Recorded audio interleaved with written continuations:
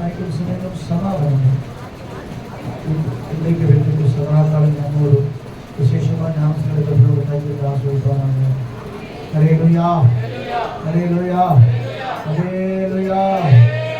இயேசு நீங்க இருக்கிறீங்க நாங்க சோர்ந்து போறீங்க.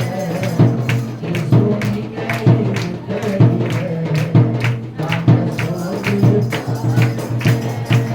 நீங்க எல்லாமே மாற்றிக்கொள்வீங்க.